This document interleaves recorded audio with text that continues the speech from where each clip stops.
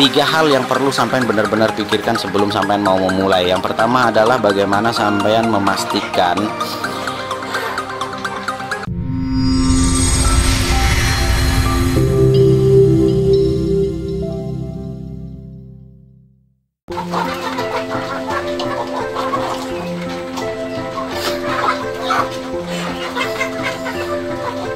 Assalamualaikum warahmatullahi wabarakatuh. Selamat pagi, salam sejahtera ya bos. Kembali lagi bersama saya di sini, Seo Bakal Peternak, dan seperti biasa kita jumpa lagi di channel peternakan ayam kampung khusus para pemula, peternak ayam kampung skala rumahan mandiri. Oke, baiklah bosku, di video kali ini saya akan memberikan sebuah tuntunan buat sampean-sampean yang pemula, yang mungkin baru mau memulai, sekiranya harus memulai dari mana. Nah, simak video ini sampai akhir, dan sekiranya sampean suka video ini silahkan di like, dan jangan lupa di share ke rekan peternak yang lain agar mereka juga tahu apa yang kita tahu. Baiklah bosku, ini terkait dengan banyak sekali pendapat yang mengatakan bahwa peternakan ayam kampung ini sangat sulit sekali untuk bisa menghasilkan. Padahal kalau kita mau benar-benar belajar dan benar-benar paham tentang bagaimana cara efisiensi dari membangun sebuah peternakan ayam kampung, ini sebenarnya mudah saja bos. Intinya pada saat kita mau memulai peternakan ayam kampung ini, pola yang harus kita terapkan adalah pola yang benar-benar sangat sederhana. Kenapa di channel Bakal Peternak ini kok kesannya itu seperti itu aja gitu kan? Perkembangannya juga kesannya kok begitu-begitu saja. Sebenarnya kalau apa yang saya tunjukkan di video-video Bakal Peternak itu adalah real dari hasil apa yang ada di peternakan saya bos. Dan peternakan saya ini pure dan murni dari belakang rumah dan samping rumah. Jadi saya di sini benar-benar real memberikan contoh bahwa seperti ini sebuah peternakan skala rumahan yang dibangun secara bertahap. Sampai mungkin ingat di periode April 2025 ketika saya baru mau memulai kembali setelah vakum kurang lebih 1,5 tahun. Peternakan saya dimulai dari, kalau tidak salah ingat, 4 pejantan dengan 6 betina pada waktu itu. Dan sekarang hasilnya luar biasa. Sekarang sudah ada nemu 2 bakal pejantan baru. Ini hasil persilangan bos. Jadi ini banyak sekali yang bertanya, ayam apa sih yang ada di Bakal Peternak itu? Jadi ayam Bakal Peternak ini adalah ayam silangan versi Bakal Peternak bosku. Jadi disilang sana silang sini, yang tentunya ya inilah hasilnya.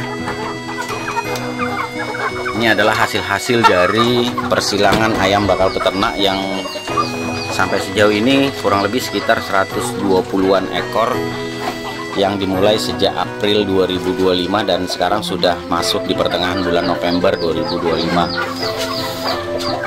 Dan alhamdulillah lagi di sana kita sudah ada tambahan 7 indukan baru, dan alhamdulillah sudah produksi, usia sudah 8 bulan. Setiap hari sudah menghasilkan kurang lebih 4 butir telur. Nah ini telurnya, ini yang baru periode hari ini yang rencananya saya putuskan untuk mulai saya tetaskan, karena produksi telurnya sudah mulai stabil. Kalau kemarin-kemarin masih 1, 2, paling banyak 3 itu masih saya konsumsi pribadi. Jadi untuk per hari ini itu saya sudah mulai mengumpulkan untuk kemudian nanti kita tetaskan persiapan Idul Fitri. Oke, baiklah bosku. Di video kali ini sebenarnya saya hanya sekedar memberikan tuntunan dan sekedar mengingatkan mungkin beberapa peternak yang sempat gagal, atau mungkin yang peternak yang baru mau mulai, supaya tidak menemui kegagalan di awal. Kenapa kita bisa gagal? Ya karena kita terlalu kemaru. Kita dikatakan gagal itu karena apa yang menjadi ekspektasi, yang menjadi harapan kita di awal itu tidak sesuai dengan harapan. Itulah akhirnya kita menilai diri kita bahwa kita gagal. Dan parahnya lagi ketika kita sudah menjudge menilai bahwa peternakan ayam kampung ini sangat sulit untuk menghasilkan. Padahal nih kalau kita telaah dan kita benar-benar analisa, sebenarnya peternakan ayam kampung ini mudah saja bos, selama kita memperhatikan apa yang perlu dilakukan sebagai seorang peternak ayam kampung. Ya, kuncinya satu. Yang pertama, ayam jangan dilepas liarkan atau diumbar. Jadi kita benar-benar merawat atau memelihara ayam dalam kondisi benar-benar secara full intensif. Ya, seperti ini rata-rata semua di kandang dan tidak ada yang diumbar. Nah, ini salah satunya juga memaksimalkan penyerapan nutrisi pada pakan. Kemudian hal yang paling krusial dan yang paling penting sebenarnya dan yang paling banyak dialami oleh peternak adalah satu, harga pakan yang mahal. Sementara sangat sulit untuk mendapatkan alternatif pakan pengganti. Seolah-olah kita sudah menilai bahwa sudah nggak ada lagi pakan yang bisa diberikan ke ayam selain pakan pabrikan. Nah, ini yang keliru bosku. Jadi hal pertama yang penting dan wajib sampean lakukan di awal adalah survei dulu bahan pakan apa yang perlu sampean persiapkan. Syaratnya cuma 2, murah dan berkelanjutan. Jadi jangan cari yang murah tapi waktunya temporer, hanya sementara atau musiman. Itu juga sangat riskan. Contoh seperti daerah saya. Daerah saya memang kadang kita dapat dedak padi itu bekatul itu murah, tapi hanya murah dan mudah didapat ketika musim panen padi tiba. Nah, ketika musim panen sudah tidak ada lagi musim panen, maka yang terjadi susah sekali untuk dapat bekatul. Kalaupun dapat sudah kutuan dan mahal. Ini yang paling sering saya hadapi di daerah saya. Kenapa? Karena di daerah saya ini tidak ada yang namanya padi sawah bosku. Yang ada adalah padi gunung. Ya, seperti kita tahu padi gunung ini maksimal tuh hanya sekali dalam 1 tahun.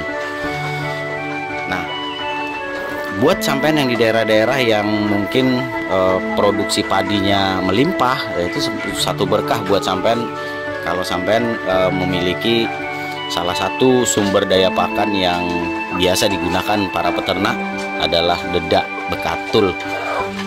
Ya, selain murah, biasanya kalau daerah-daerah yang melimpah itu ya murah dan berkelanjutan dapat. Karena umumnya biasanya padi sawah itu bisa ditanami dalam setahun itu 2-3 kali. Oke, baiklah bosku.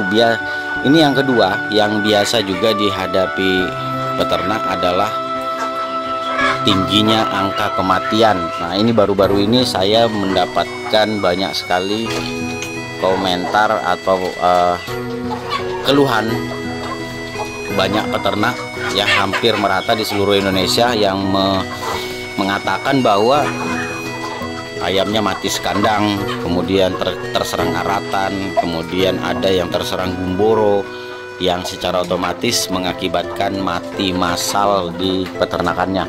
Sebenarnya ini miris bosku, miris karena yaitu tadi diawali dengan ketidaktahuan yang mungkin kurangnya informasi, ya tidak ada literasi yang menjelaskan bahwa ini loh panduan agar supaya kandang kita itu tidak terserang virus sehingga mengakibatkan mati massal.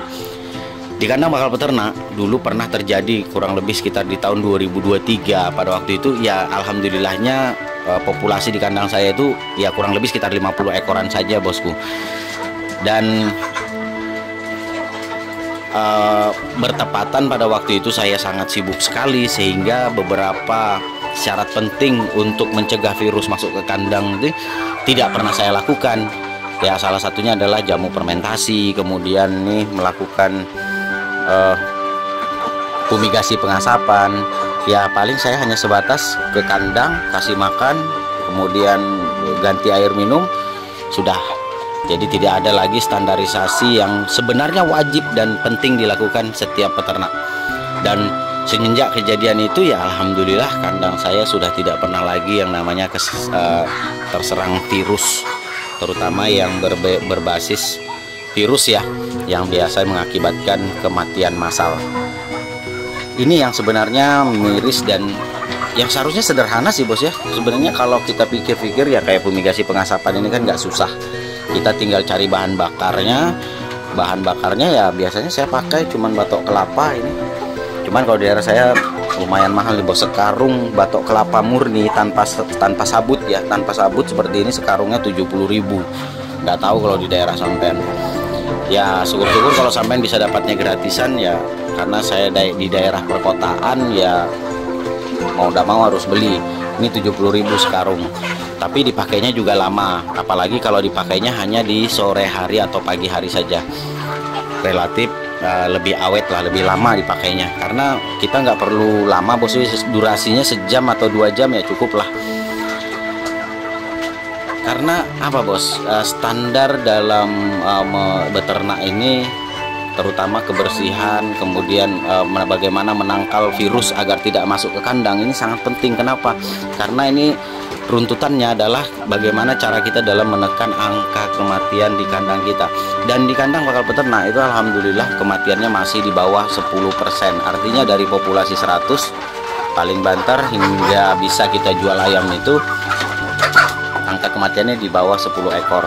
Terkecuali ketika kita benar-benar menghadapi kendala. Ini contoh seperti di kandang sana waktu awal pembuatan itu sempat ada yang mati kurang lebih 10-14 ekor, karena yaitu tadi keteledoran saya yang seharusnya diberikan dapar atau lantai itu nggak saya kasih, artinya ayam langsung ke tanah.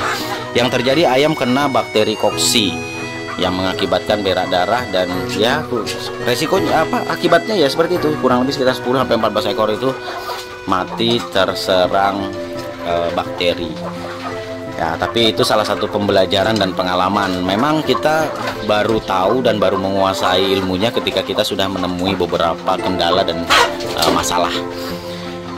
Selanjutnya bos ya, ini yang juga terpenting adalah ketika peternak itu sangat sulit untuk menjual ternak ayam kampungnya. Nah ini dia yang sebenarnya menjadi permasalahan pokok. Makanya saya anjurkan buat sampean sebelum benar-benar memulai atau menekuni peternakan ayam kampung atau menyandang predikat sebagai peternak, terutama khususnya ras ayam kampung dengan skala rumahan, walaupun skalanya kecil ya, mungkin skalanya banter paling di angka 100-200 ekor.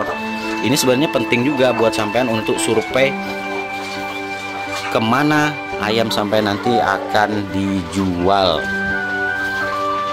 Ini penting karena bagaimana sampean mau jual dalam jumlah panen yang besar, sementara untuk menjual yang 102 ekor 200 ekor saja sampean masih kebingungan. Ini yang banyak sekali terjadi di kalangan peternak ketika ayamnya sudah berusia 5-6 bulan, masih kesulitan gimana sih mau jualnya gitu kan. Nah, padahal hal ini tidak perlu terjadi kalau seandainya si peternak sudah tahu kemana akan menjual ayam-ayamnya. Seperti yang pernah beberapa kali saya share di beberapa video bakal peternak. Mudah saja bos, ada 3 cara dalam memasarkan ternakan ayam kampung. Tapi saya tidak akan ulas di sini secara lebih rinci karena sudah pernah saya paparkan di video sebelumnya. Di sini kita bahas secara on the spot saja hal-hal penting yang perlu sampean lakukan ketika sampean mau sebelum sampean beternak ayam kampung. Kenapa? Karena kalau metode-metode di bakal peternak, saya pastikan ayam sampean tidak akan mati dan tidak akan rugi kalau sampean mengikuti rule dari peternakan ayam kampung. 3 hal yang perlu sampean benar-benar pikirkan sebelum sampean mau memulai. Yang pertama adalah bagaimana sampean memastikan sampean sudah memiliki sumber daya pakan yang maksimal.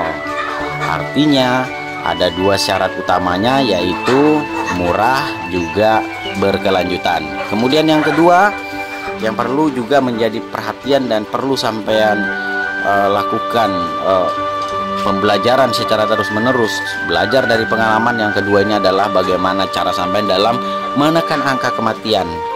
Dan semua sudah saya kupas tuntas di video-video bakal peternak, dan tinggal sampean simak saja.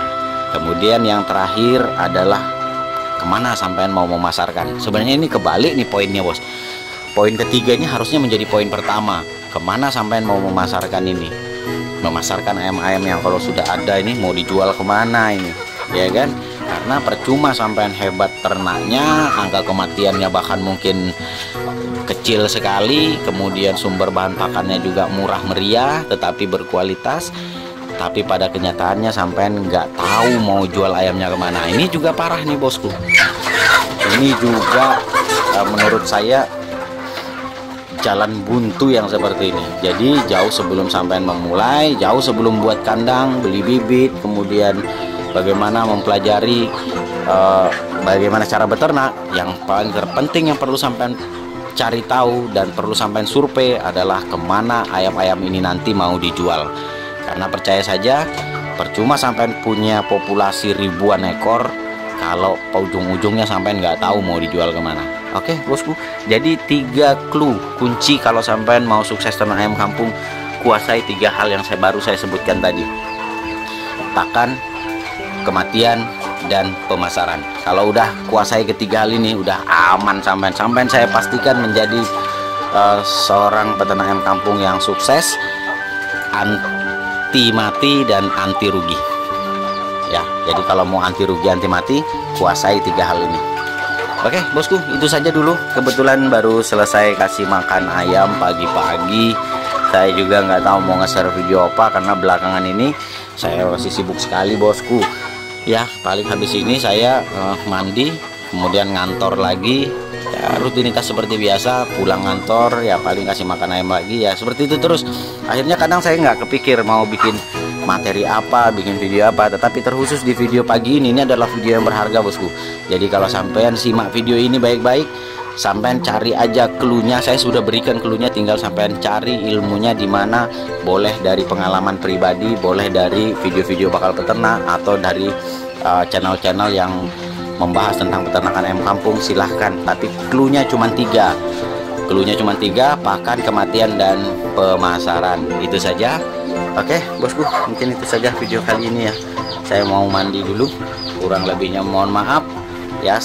Sampai jumpa lagi nanti di video-video bakal peternak berikutnya.